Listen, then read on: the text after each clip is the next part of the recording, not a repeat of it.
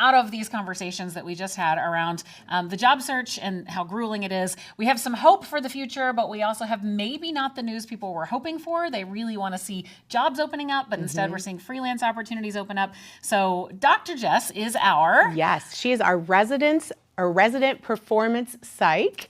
Hey, Jess. Yes, she is absolutely amazing. We are so lucky to have her. Fun fact, she's been on every single Barefoot Business Retreat that we've had so far, which is so amazing. And, as you're in this job search, it is just really easy to get down on yourself and to just feel like, oh, this is never going to happen for me. And so we sometimes need to change the words that we say to ourselves or think in our heads. And so Jess is going to give us some words of empowerment today. Jess, how are you? Good. How are you? You guys look fantastic. Oh, thank you. We're having a great time. We love you. Awesome. Well, Dr. Jess, we're going to turn it over to you, and you can bring those words of resilience and empowerment to our people. So over to you. Thank you so much. The conversation today is all about how we speak to ourselves. But there's also this conversation that's happening inside our own mind, and our brain listens to every word that you whisper to yourself. Words aren't magic, but they are instructions that your brain likes to follow.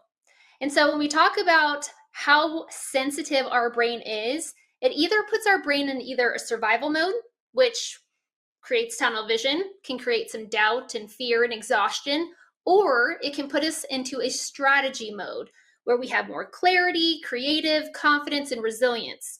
So yes, your circumstance matters, but your language decides how your brain likes to respond to them. So let's talk about this from like a neuroscience kind of aspect first. I'm going to put up a list of words. They're called words of impact on the screen in a second. Let's see.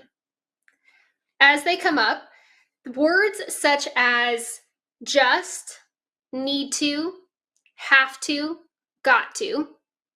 Words such as always and never, we call these overly rigid absolute words. Those also include everything and everyone all the time, the no one ever. Those type of words create really rigid thinking patterns. Other phrases such as yeah, but. Other phrases that include anything with an N apostrophe T. So shouldn't, couldn't, wouldn't. Any of the shoulds and the coulds. Now that's a long list. If you were to talk to somebody on a daily basis, and even some of the language that we speak in everyday conversation, you will hear, I just need to go to the grocery store. I just need to get a job. I have to find it quickly. No one's offering me anything. There's no opportunity out there.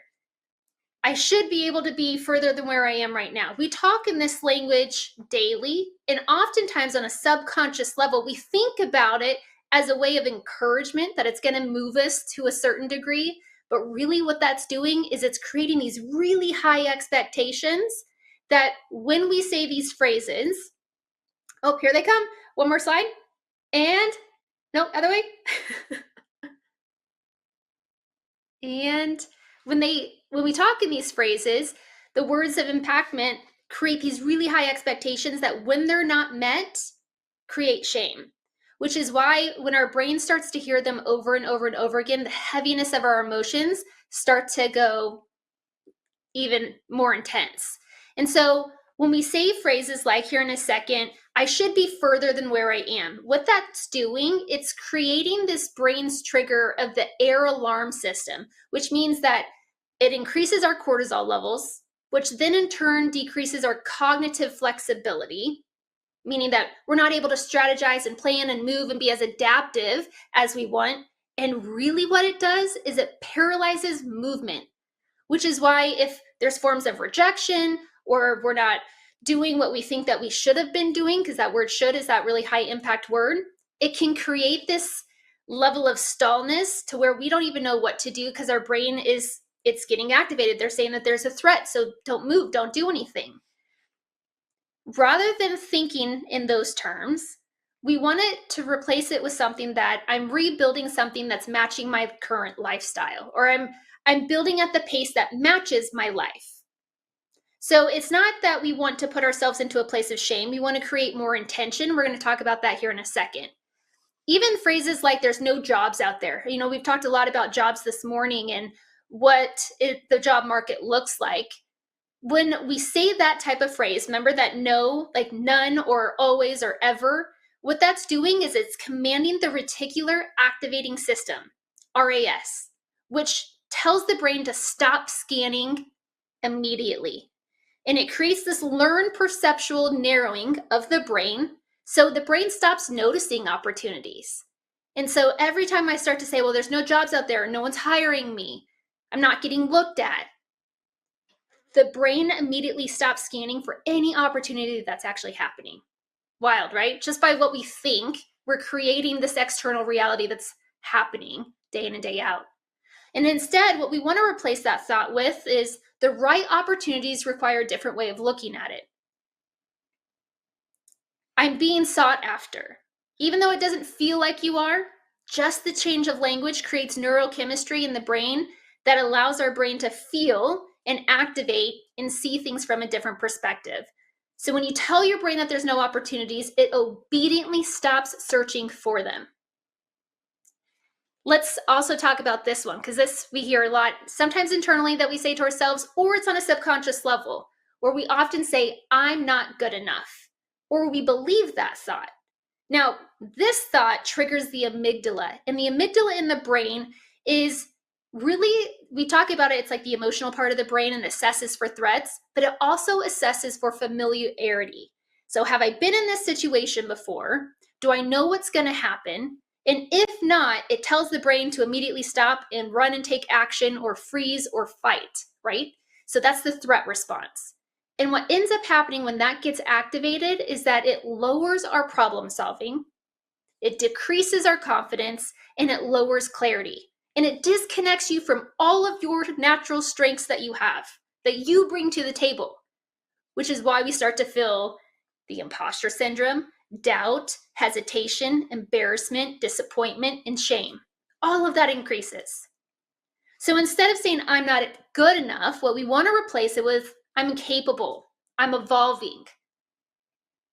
And then more importantly, that this phrase, I'm not good enough, is one of the most biologically disabling phrases that we can carry. So great, I said all the things that we don't want to say, right? All the things that create really high expectations and that can continue to create shame. My whole session is supposed to be about words of empowerment, not this dread type of thought, right? So how do we shift it? Well, one, everyone that's watching right now, I want you to shake out your arms, shake out your body, get some energy moving.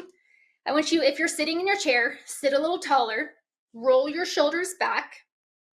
And in this moment, I want you to tell your body that you're ready for more. I'm ready for more. And at the same time, we're going to take a big, deep breath in. We're going to breathe in through our nose and then out through our mouth. So ready? We're going to go in. Let's do one more and reset. Big, deep belly breath in through your nose and out through your mouth. And for this moment, if we can go to this slide that has the words of impact. Right there. Yep. And I want you to look at this list and I want you to notice which ones that you typically say the most. And then from there, we're going to look to reframing it. And we're going to do this by opening up a new neural pathway in our brain. So when we have these thoughts of, I should be able to do this, I'm always one step behind, you need to work harder. We talk like this to ourselves and we talk like this to our friends and we talk like this to even our kids. When we say these phrases, we're creating these habits, we're lowering our body's mental, cognitive, and emotional flexibility. So let's reframe one of them, okay? So if I'm going to use, I should be able to do this.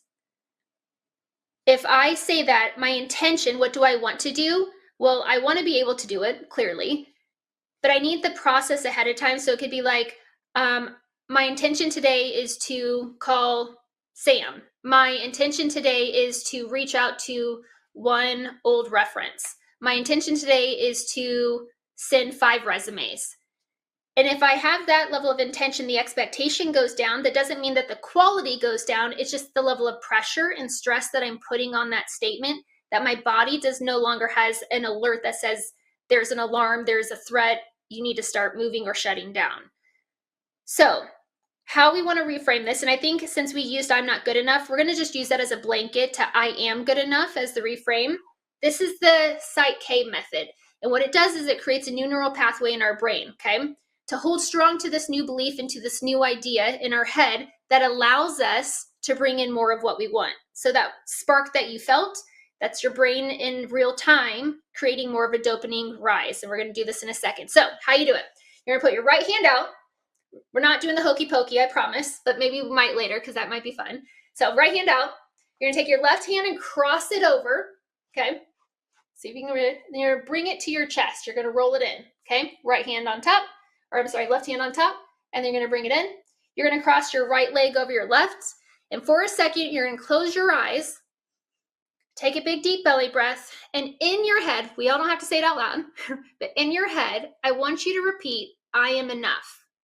And you're going to keep repeating this as your eyes are closed until you feel it in your body. And I can't describe what that's going to be like for you because it's going to be different for everyone. Some people, when I watch them do it, they'll start to nod their head because they can feel it internally in their body. But you're going to just close your eyes for a second, take a big deep belly breath, and repeat, I am enough. Over and over and over again. And I want you to see, if you're in a position where you're looking for a job, I want you to see yourself in an interview. I want to see yourself getting the job, smiling, what it feels like to feel enough. And just keep repeating it for a couple more seconds. Notice what it feels like in your body when you're enough. Notice if you're smiling in your head. Notice what your body is doing. Is it shifting? Are you smiling more? Are you standing up taller?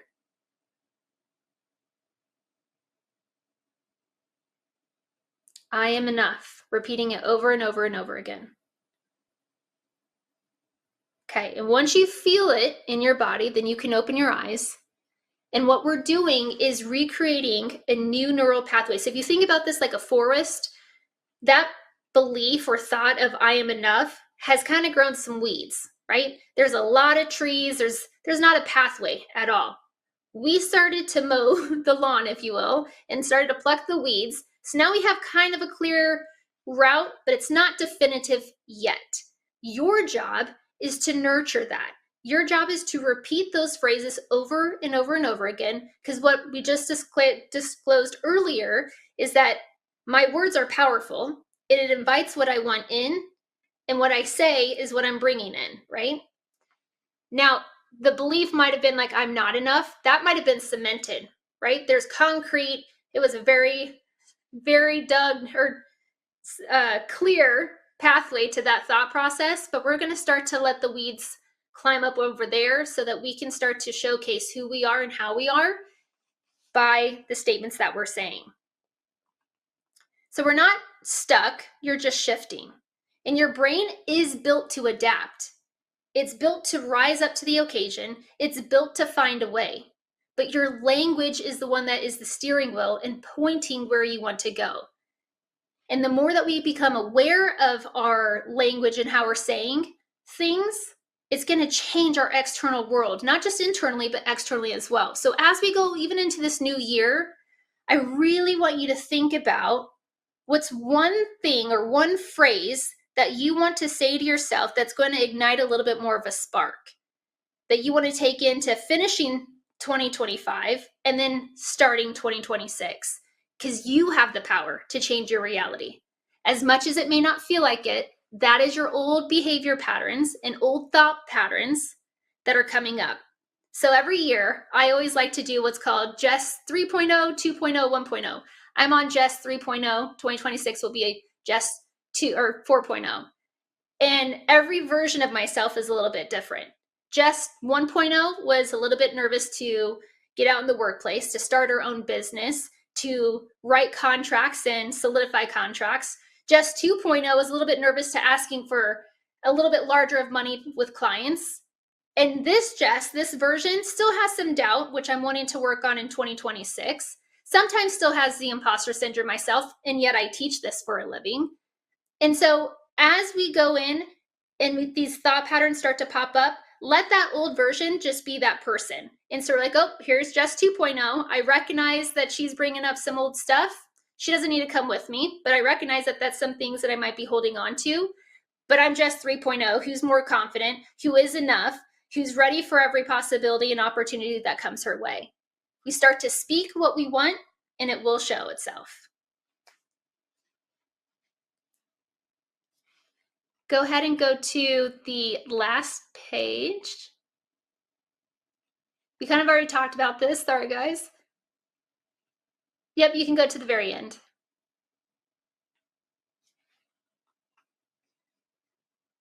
If there's any information that you want more about what I do and how I can help support you individually as a team, Club Ichi has been amazing in providing resources for you all and helping you understand who you are, how you are, and the resources that you need to get you to that next level. Liz and Nicole, you guys are amazing, and it is an absolute gift to continue to be a part of this program.